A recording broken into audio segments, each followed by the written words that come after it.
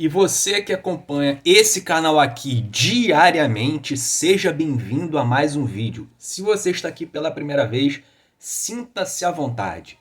Vamos falar sobre o Botafogo, como nós fazemos todos os dias aqui nesse canal. Desde já, eu peço que você que já acompanha esse canal aqui, que gosta do conteúdo, que compartilhe esse vídeo nas redes sociais, no Facebook, no Instagram, nos grupos WhatsApp, para outros botafoguenses conhecerem o canal, beleza? Deixa o like, que também é importante, e se você não é inscrito, se inscreva nesse canal.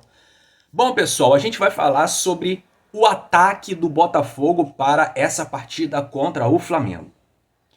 Sabemos que o Tiquinho se lesionou, saiu ali, né, aos 10 minutos do primeiro tempo do jogo contra o Universitário com uma lesão no posterior da coxa.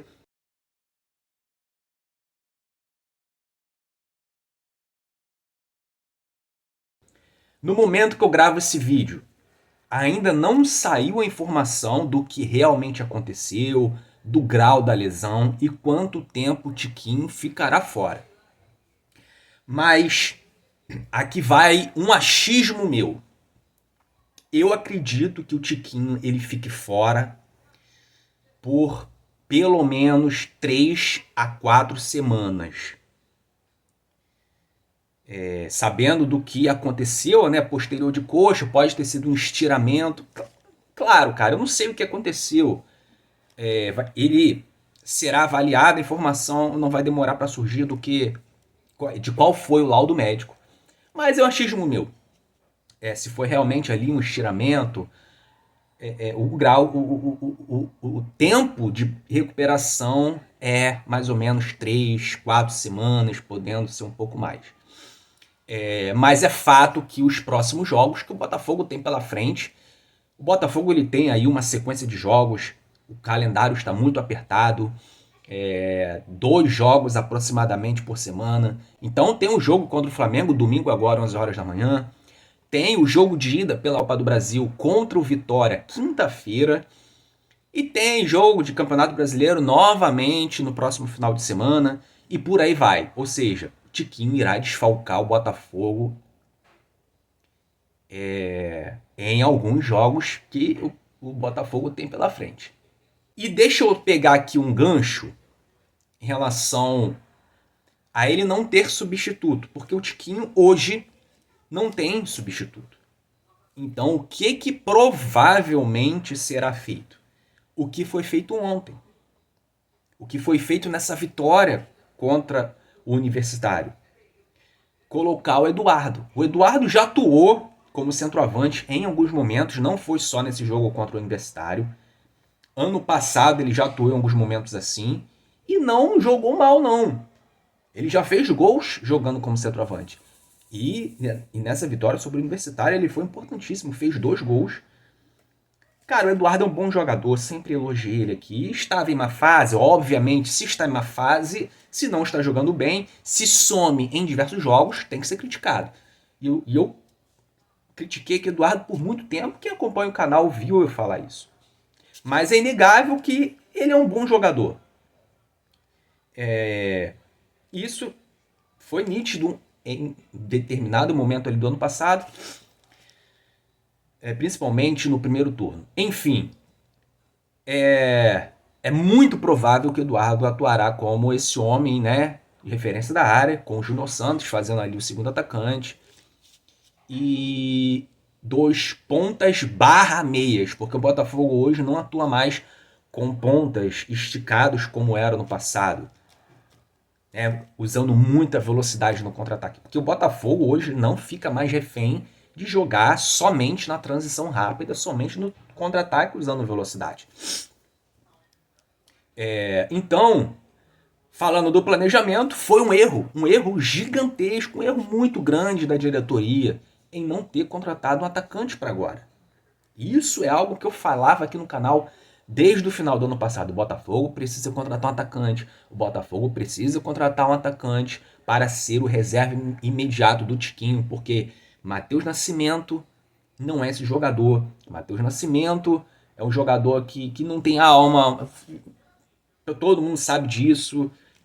Matheus Nascimento, quando entra, não acrescenta em praticamente nada. É muito difícil a gente ver um bom jogo do Matheus Nascimento.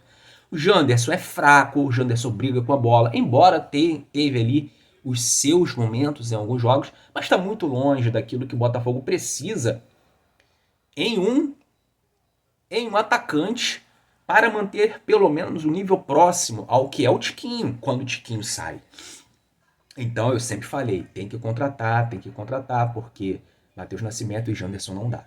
Mas isso não aconteceu. O Botafogo acreditou no potencial do Matheus Nascimento e no Janderson. O Botafogo imaginou que os dois seriam suficientes até a vinda do Igor Jesus, que acontecerá somente no meio do ano. Até o meio do ano, o Botafogo terá muitos jogos pela frente das 3 competições que disputa.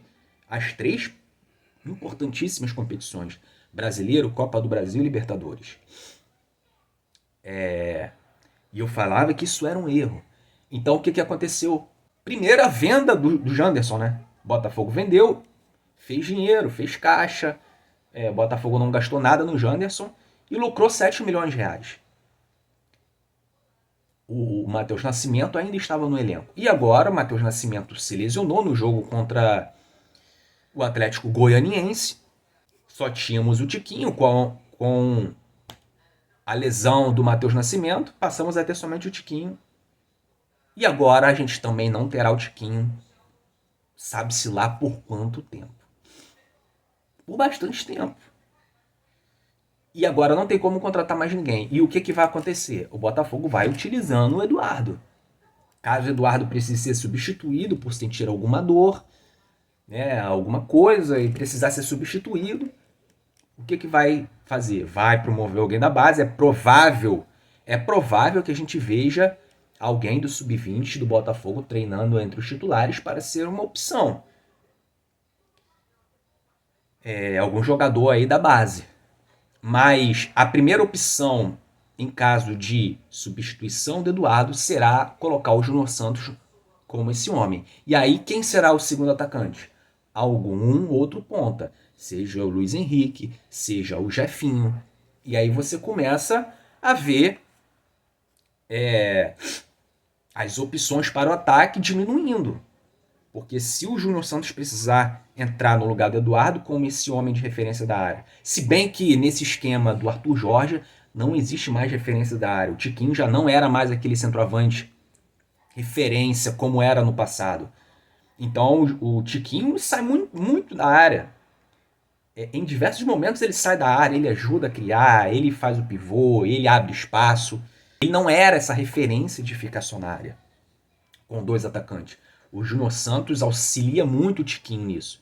Então os 2 saem da área, os 2 entram na área, os 2 participam das jogadas. E isso, de certa forma, é bom. Por quê? Porque se o Botafogo estivesse utilizando o Tiquinho como referência, como centroavante, para fazer gol, com essa lesão, isso ia prejudicar o time. Mas como o futebol ofensivo do Botafogo passa muito pelos 4 atacantes, né, os pontas se aproximam também muito da área, em alguns momentos por fora, em alguns momentos por dentro. Isso meio que minimiza um pouco a ausência do Tiquinho. Então, o Eduardo fará essa função junto com o Júnior Santos. Caso o Eduardo precise ser substituído, terá que colocar por ali um outro ponta. E aí diminui, né, as opções para jogar nas pontas. Se for o Luiz Henrique como segundo atacante e Júnior Santos, você terá como opção de ponta somente o Jefinho por um lado e pelo outro lado Yarlen, que é um jogador que foi recém-promovido da base para o profissional. Então isso prejudica um pouco, a não ser que o Arthur Jorge ele mude um pouco o esquema com a lesão do Tiquinho. Mas isso é algo que pode acontecer. O Arthur Jorge mudar o esquema para um 4-3-3, por exemplo. Né? Quem sabe colocar o Eduardo como atacante e 2 pontas e mais um meia. Não sei se o Arthur Jorge vai fazer isso, mas é uma possibilidade. Embora o meu achismo, a minha opinião é de que o Arthur Jorge não vai abrir mão de manter esses 4 atacantes. Né? 2 atacantes e 2 pontas barra meia, fechando por dentro, com a bola, sem a bola, voltando para ajudar na recomposição, como são 2 pontas. Mas a gente vai ter que aguardar se o Arthur Jorge ele vai realmente fazer isso. Embora eu acho que ele não vai abrir mão dos 4 atacantes, mesmo com a ausência do Tiquinho. Isso vamos aguardar para ver o que vai acontecer nesse jogo contra o Flamengo. Então, nesse jogo contra o Flamengo, esse vídeo aqui é mais para falar dessa questão do ataque. Então, muita coisa vai acontecer, a gente vai trazer vídeos aqui atualizados, conforme as informações forem surgindo, a gente vai trocar uma ideia aqui sobre isso. E eu quero pedir a sua opinião. Aqui é um canal de todos. Aqui eu não sou um jornalista posturado onde eu falo e a minha opinião é soberana. Não, eu quero a opinião de vocês. Deixe aí a sua opinião. O que você acha que o Arthur Jorge deveria fazer nesse jogo contra o Flamengo com a ausência do Tiquinho? É muito importante a sua opinião. Vamos interagir. A gente vai conversar também no chat. Quero saber a opinião de vocês, beleza? Então, o jogo contra o Flamengo será prova de fogo. Será o adversário com o nível mais elevado que o Botafogo enfrentou até esse momento. O Flamengo vai vir com força total e o Botafogo tem que ir com força total. O Arthur Jorge já disse que não existe esse negócio de dar rodagem. Ele tem o time dele. Ele tem um time que ele considera titular. E quem estiver bem tecnicamente nos treinamentos e em campo vai jogar, vai começar jogando. Ele falou, ou está bem para jogar 90 minutos, ou não será utilizado. No caso, no início do jogo. Obviamente que ele fará substituições, mas ele vai priorizar quem está jogando e quem está bem. Então esse negócio de rodagem para o Arthur Jorge não existe, ele mesmo já falou.